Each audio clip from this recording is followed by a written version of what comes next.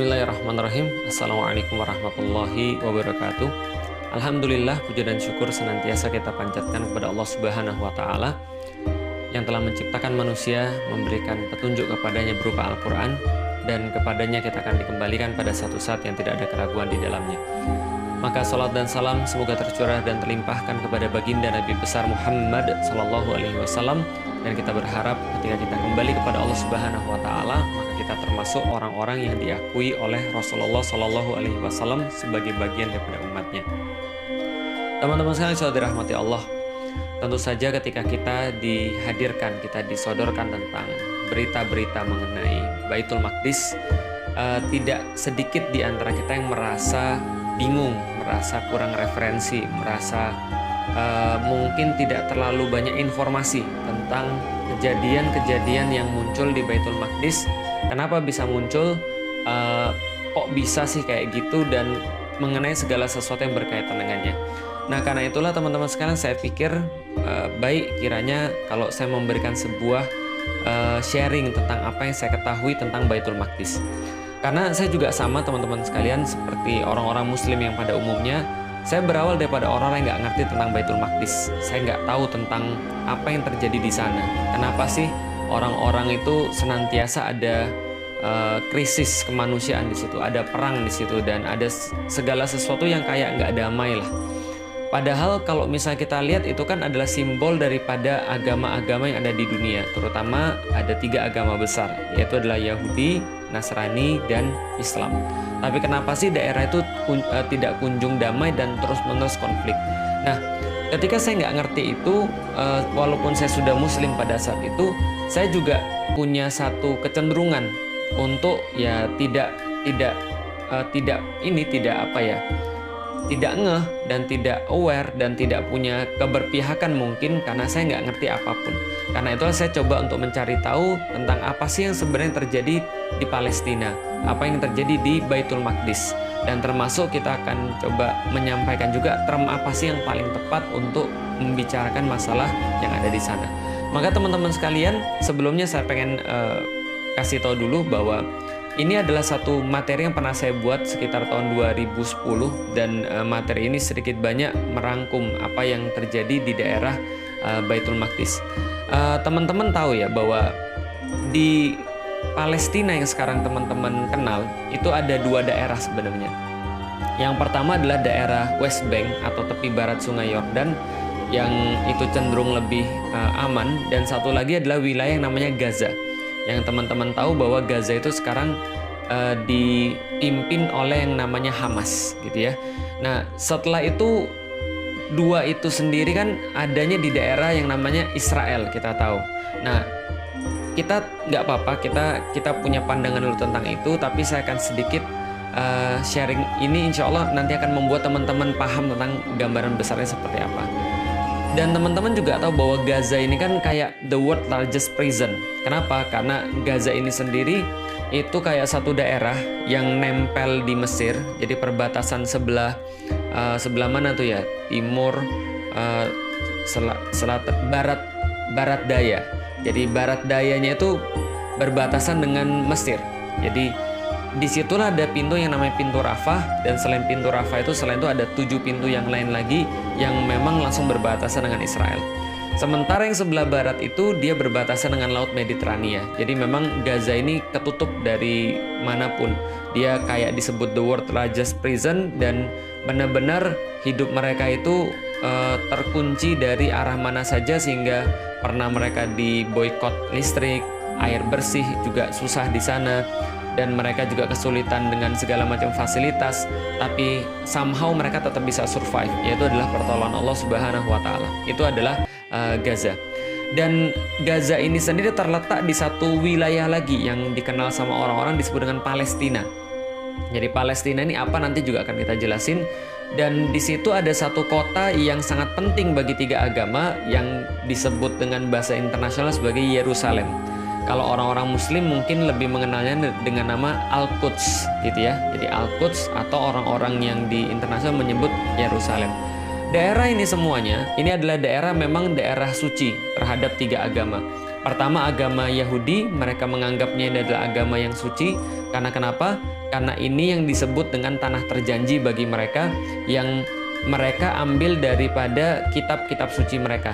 Jadi ini adalah tanah terjanji yang dijanjikan oleh Tuhan kepada orang-orang Yahudi atau Bani Israel. Sedangkan bagi orang-orang Kristen atau orang-orang Nasrani, ini juga menjadi tempat yang suci bagi mereka, karena disinilah letak Yesus mengadakan perjamuan terakhir sebelum dikhianati oleh Yudas Iskariot. Itu kepercayaan mereka. Dan disinilah juga ada tempat yang namanya Bukit Golgota, yang mereka yakini sebagai tempat penyaliban Yesus Kristus. Walaupun tentu orang Muslim keyakinannya berbeda, tapi ya kita cuma cerita kenapa sih tempat ini jadi sebuah tempat yang disucikan oleh 3 agama. Yang pertama adalah karena orang-orang Yahudi menganggapnya sebagai tanah terjanji. Yang kedua, orang-orang Kristen atau orang-orang Nasrani menganggap ini adalah sebagai tempat yang merupakan tempat terakhir perjanjian Yesus. Perjamuan terakhir Yesus. Lalu juga tempat disalibnya Yesus Kristus. Sedangkan bagi orang Muslim, kita sudah tahu bahwa tempat ini menjadi kiblat pertama kaum Muslim, yaitu adalah Masjidil Aqsa itu sendiri. Maka di dalam Al-Quran Allah mengabadikan semuanya ini, betapa penting kaum Muslim ini terhadap daerah yang kita sebut tadi, dengan sebuah ayat yang disampaikan oleh Allah dalam surat Al-Isra. Subhanalladzi asra bi abdihi lailam minal masjidil haram ilal masjidil aqsal ladzi barakna haulahu. Jadi Maha suci Allah yang telah memperjalankan hambanya pada malam hari dari Masjidil Haram kepada Masjidil Aqsa yang telah diberkahi sekelilingnya. Dan Rasulullah sendiri berpesan kepada kaum muslimin, kalau kalian itu jangan bersusah-susah untuk pergi kecuali ke 3 tempat, yaitu adalah Masjidil Haram, Masjid Nabawi, dan Masjidil Aqsa. Dan dalam banyak hadis-hadis yang lainnya, Rasulullah Shallallahu Alaihi Wasallam senantiasa menggarisbawahi pentingnya, indahnya, bagusnya, berartinya Masjidil Aqsa bagi kaum muslimin. Maka ini adalah menjadi sebuah tempat yang sangat penting bagi 3 agama di dunia. Khususnya di satu kompleks yang namanya Kompleks Masjidil Aqsa atau Haikal Sulaiman dalam pandangan orang-orang Yahudi. Jadi gini ceritanya teman-teman sekalian. Nah, ini tentang term ya, tentang sebuah istilah. Kalau kita biasa menyebut Masjidil Aqsa, itu adalah berdasarkan Al-Quran. Subhanalladzi asra bi abdihi lailam minal masjidil haram ilal masjidil aqsa. Jadi Maha suci Allah yang telah memperjalankan hambanya di malam hari dari Masjidil Haram kepada Masjidil Aqsa. Maka Masjidil Aqsa itu adalah satu tempat yang dinamakan Kompleks Al-Aqsa. Jadi Kompleks Masjidil Aqsa. Kenapa dikatakan kompleks? Karena memang pada saat itu bentuknya bukan kayak sekarang. Jadi bentuknya cuma sebidang tanah, dan sebidang tanah itu disebut dengan Masjidil Aqsa. Dan memang ya salahnya orang Indonesia adalah karena mereka tuh kalau bicara tentang masjid itu harus kayak ada bangunannya, harus ada kubahnya, harus ada bintang dan bulannya. Enggak sih sebenarnya. Ciri-ciri masjid atau syarat-syarat masjid itu sebenarnya cuma 3. Pertama adalah dia punya tempat, jadi satu tempat tertentu. Yang kedua adalah dia punya batas gitu ya, jadi batas-batas yang dikatakan masjid, sehingga kalau orang berada di dalamnya berarti berlakulah hukum-hukum masjid. Yang ketiga adalah dia punya kiblat. Itu aja sih. Maka sebidang tanah itulah yang disebut dengan Masjidil Aqsa.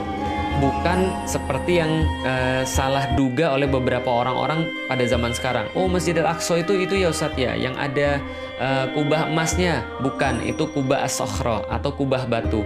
Karena Umar bin Khattab ketika pergi ke sana, dia melihat ada satu tempat dan ada batu di sana, dan dia berkata inilah tempat Rasulullah Shallallahu Alaihi Wasallam Mi'raj ke Sidratul Muntaha. Maka dibuatkan kubah di situ, maka dinamakan kubah yang melindungi batu atau kubah yang di bawahnya ada batu. Itu kubah sokhra yang berwarna emas.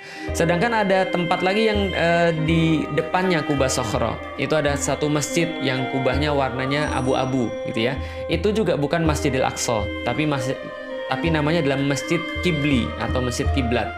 Dan yang dinamakan Masjid Aqsa kalau gitu apa? Yang dinamakan Masjid Aqsa adalah ya satu kota itu, satu kompleks itu yang dinamakan dengan Masjidil Aqsa.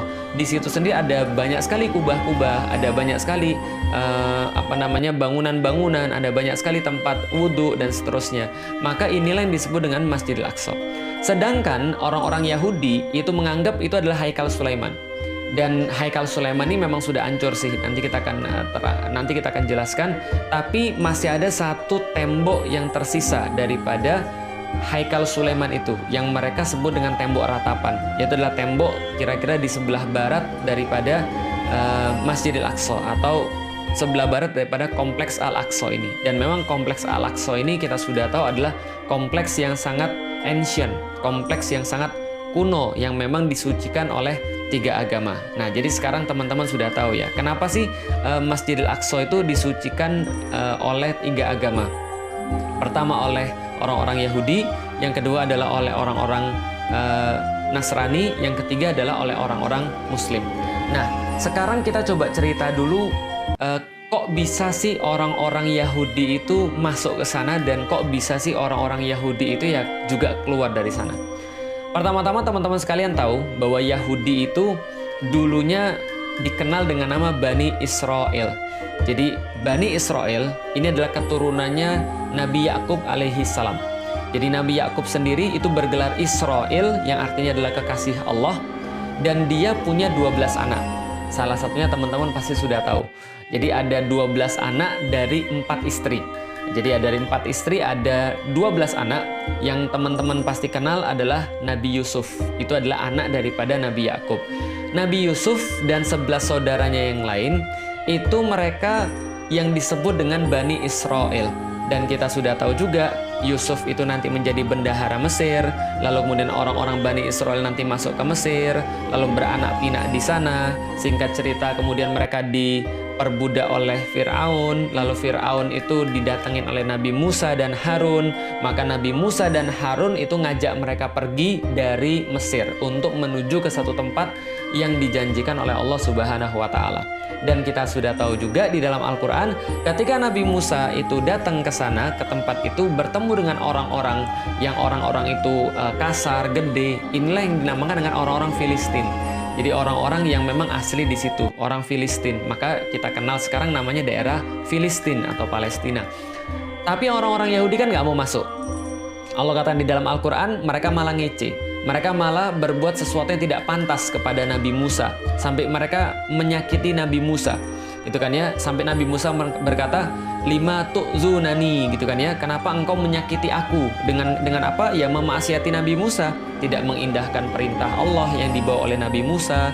Lalu kemudian mereka ogah-ogahan ikut Nabi Musa, padahal Nabi Musa sudah menunjukkan mereka banyak sekali mukjizat dan sudah mengurus mereka. Tapi ketika mereka diminta untuk berperang masuk ke dalam daerah yang sudah dijanjikan oleh Allah Subhanahu wa Ta'ala, mereka malah bilang, "Enggak deh, makasih, kami nggak mau ikut-ikutan. Kami ngeri ngelihat orang-orang yang ada di sana. Udah kamu aja yang perang sama Tuhanmu. Kami nggak mau ikut-ikutan. Kami di sini duduk-duduk aja lah." Nah, karena itulah Allah murka kepada mereka dan Allah menyesatkan mereka sebanyak 4 masa. Mereka nggak bisa masuk ke sana. Dan mereka bisa masuk ketika zamannya nanti Yusha bin Nun yang melanjutkan pengurusan terhadap Bani Israel setelah Nabi Musa dan Nabi Harun. Dan itu pun mereka nggak berhenti buat masalah. Mereka malah kemudian ingkar terhadap perintah Allah. Mereka mempermainkan aturan-aturan Allah. Mereka malah membuat olok-olokan terhadap para nabi dan seterusnya. Dan singkat cerita lagi, Yusha bin Nun ini membagi tanah terjanji, tanah Filistin itu menjadi 12 bagian. Yaitu adalah merujuk pada 12 Bani Israel atau 12 anak-anak Nabi Yakub.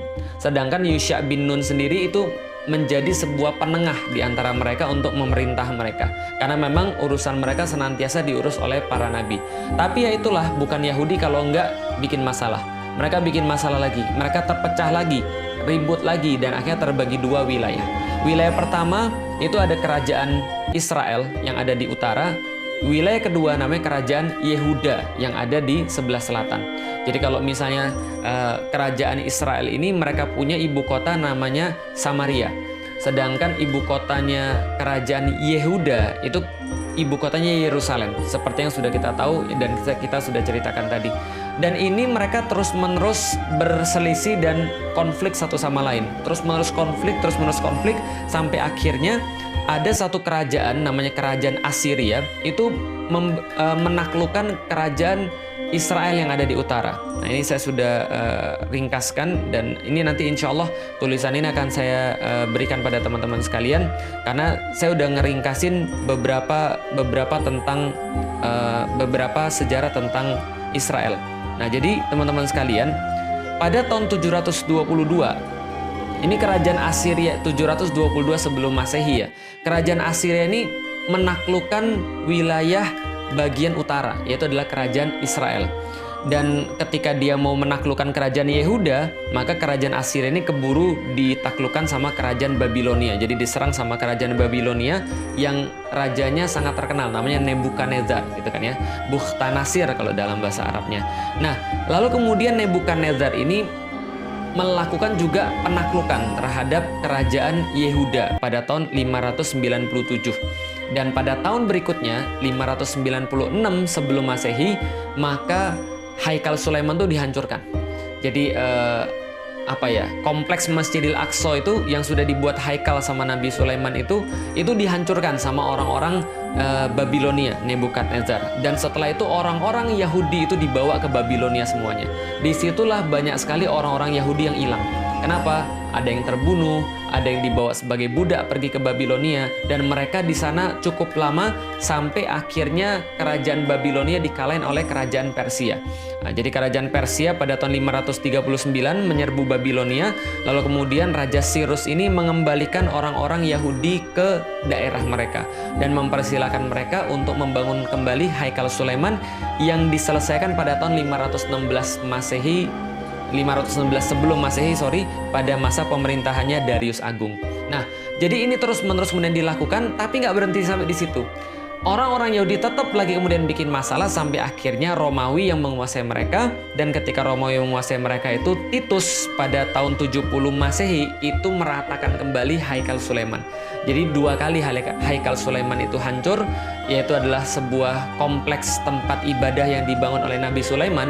Itu hancur pertama adalah pada tahun 596 sebelum Masehi oleh Nebukadnezar atau oleh Babilonia. Yang kedua oleh Titus pada tahun 70 Masehi. Ini juga diratakan kembali. Jadi ini nggak ada urusan dengan kaum muslimin. Dan kembali lagi setelah ini mereka diusir semua dari tanah terjanji itu.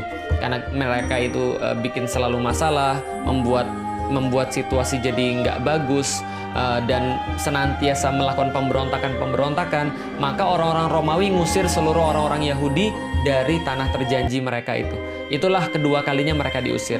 Pertama kalinya mereka dijadiin budak ke Babilonia, yang kedua mereka diusir dari tanah terjanji oleh orang-orang Romawi. Jadi nggak ada urusan dengan orang-orang Muslim. Dan pengusiran kedua inilah teman-teman sekalian yang dikenal dengan nama diaspora. Jadi mereka pergi melanglang buana kemanapun, ke daerah-daerah yang lain gitu kan ya, sampai mereka punya dendam yang besar terhadap orang-orang Romawi ini. Kenapa? Yang sudah mengusir mereka dari tanah terjanji. Terus menerus ini kemudian mereka menjalani kehidupan yang sulit, dan orang Yahudi ini karena punya sifat yang nggak baik. Mereka punya sifat serakah, mereka punya sifat suka ingkar janji, mereka punya sifat pengecut, mereka suka mengolok-olok orang, mereka suka melakukan hal-hal yang nggak bagus gitu ya. Maka mereka ini kemana-mana dapat masalah. Di Jerman dapat masalah, di Austria dapat masalah, lalu kemudian di Eropa tempat-tempat yang lain mereka dapat masalah. Dimanapun mereka tinggal, orang-orang Yahudi ini memang senantiasa eksklusif dan menimbulkan problem. Karena itulah kebanyakan dimanapun itu mereka senantiasa punya problem dengan masyarakat setempat. Nanti list-listnya itu teman-teman bisa cari, list-list problem terhadap orang-orang Yahudi. Makanya sampai dikenal dengan nama gerakan antisemit atau gerakan anti-Yahudi, kira-kira gitu ya.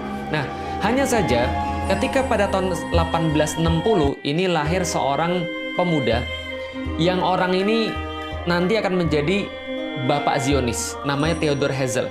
Dia seorang Yahudi berkebangsaan Austria. Lalu pada tahun 1896, jadi lahirnya 1860 lahir, 1896 ketika dia berumur 36 tahun, itu dia menulis satu buku yang sangat fenomenal pada zamannya. Namanya bukunya Der Judenstaat, yaitu adalah The Jewish State. Nah, jadi Der Judenstaat, The Jewish State. Dan di situ dia menegaskan kembali bahwa perlu banget bagi orang-orang Yahudi supaya tidak mendapatkan problem di mana-mana, maka mereka harus bersatu dan sudah wajib bagi mereka untuk memiliki sebuah negara. Makanya judulnya Der Judenstaat, The Jewish State. Dan ketika itu orang-orang bilang, wah ini orang gila, ini orang stres, ini berbahaya. Kenapa? Di zaman itu teman-teman sekalian, orang Yahudi aja di mana-mana nggak disukai oleh orang. Apalagi ada ide mereka mau buat satu negara. Nah, itu orang udah kebayang tuh problemnya kayak apa. Maka ini kemudian dibully, lalu kemudian dilarang peredaran buku ini, nggak boleh dibaca, nggak boleh diperjualbelikan. Kenapa? Karena mengandung ide yang sangat absurd bagi orang-orang pada zamannya. Tapi dia nggak berhenti. Dia melakukan kontak terus-menerus, dan akhirnya dia dapat kontak namanya Lord Rothschild. Jadi ada satu keluarga sangat kaya sekali yang merupakan pionir daripada sistem perbankan. Namanya adalah keluarga Rothschild. Dan waktu itu Theodor Herzl ini dapat sponsor daripada Rothschild. Lalu dia pada tahun berikutnya, pada tahun 1837 ini mengadakan tadi kan 1860 ya, 1897. Jadi setahun setelah bukunya keluar 1896, lalu pada tahun 1897 maka diadakanlah sebuah Kongres Zionis pertama di dunia. Apa yang mereka kemudian simpulkan di sana? Kami harus bangun satu negeri untuk orang-orang Yahudi, untuk mewujudkan cita-cita orang-orang zaman dulu bahwa negara Yahudi harus bersatu dan punya satu tempat. Pertanyaannya teman-teman sekalian, kalau ada orang-orang kayak gini yang memang di mana-mana bikin masalah, di mana-mana dibenci sama orang, lalu mereka punya ide dari Judenstaat, gimana kalau kita buat satu negara buat orang Yahudi, the Jewish State. Kalau gitu pertama kali mereka harus cari tanah dong, mereka harus cari tempat dong. Pertanyaannya tempatnya di mana? Jawaban teman-teman betul. Kalau ada orang Yahudi yang mau nyari tempat untuk dijadikan sebuah negara, karena mereka pikir bahwa negara itu adalah sesuatu yang harus mereka punya untuk mewujudkan cita-cita mereka di masa yang lalu, maka pastilah mereka akan cari tanah yang berhubungan dengan sejarah mereka. Maka mereka fix. Ketika Kongres Zionis itu, mereka mengatakan kami mau punya tanah, yaitu adalah tanah yang dijanjikan oleh Tuhan bagi kami. Ironis memang, mereka disuruh masuk, mereka nggak mau. Mereka sudah masuk, mereka bikin masalah, diusir sekali oleh kerajaan Babilonia di bawah Nebukadnezar. Lalu mereka balik lagi, buat lagi Haikal Sulaiman, dihancurin lagi yang kedua oleh Titus Romawi gara-gara kelakuan mereka juga. Lalu kemudian diusir kemana-mana dan mereka nggak bisa balik lagi ke sana untuk melakukan ibadah sesuai dengan keyakinan mereka. Tapi ketika mereka disuruh milih, mereka milih tempat itu lagi. Karena kenapa? Ya karena mereka merasa itu kaitan dengan sejarah mereka. Padahal mereka sudah mengabaikan tempat itu in the first place untuk pertama di awal kalinya. Itu kan ya. Nah ini mereka kemudian mau balik lagi ke tanah terjanji. Mereka bilang balik ke tanah Zion, balik ke tanah terjanji mereka, yaitu adalah tanah yang disebut dengan tanah Palestina. Pertanyaannya, siapa penguasa tanah Palestina pada saat itu? Siapa penguasa tanah Baitul Maqdis pada saat itu? By the way teman-teman sekalian, tadi kita sudah sampaikan soalan istilah. Masjidil Aqsa itu disebut dengan Baitul Maqdis sendiri. Jadi Masjidil Aqsa yang kota itu adalah Baitul Maqdis sendiri ketika dikatakan oleh Rasulullah SAW. Kompleks Masjidil Aqsa itu dalam istilah Rasulullah, dalam istilah hadis adalah Baitul Maqdis. Kota Yerusalem sendiri dalam istilah hadis juga disebut dengan Baitul Maqdis. Dan tanah yang terjanji itu atau Ardul Mubarakah atau Ardul Muqaddas atau Ardul Muqaddasah itu adalah juga disebut dengan Baitul Maqdis. Jadi Baitul Maqdis itu ada tiga istilah. Pertama adalah istilah untuk kompleks masjidnya. Yang kedua adalah istilah untuk kota Yerusalemnya. Yang ketiga adalah untuk wilayah yang lebih besar yang dinamakan dengan bumi yang diberkahi atau bumi yang disucikan itu. Nah maka ini yang mereka pengen untuk mereka masuk ke sana. Siapa yang saat itu memiliki Baitul Maqdis atau tanah yang terjanji yang menurut orang Yahudi pengen mereka jadikan sebagai the Jewish State itu, yang memiliki adalah orang Muslim yang pada saat itu bersatu dalam satu kepemimpinan besar yang dinamakan dengan Khilafah Utsmani. Nah, pemimpin Khilafah Utsmani pada saat itu namanya adalah Abdul Hamid II. Maka datanglah orang-orang Zionis kepada Abdul Hamid II untuk meminta izin. Mereka ingin mendirikan pemukiman untuk orang-orang Yahudi yang akan jadi cikal bakal negara Yahudi. Bagaimana kemudian respon daripada Abdul Hamid?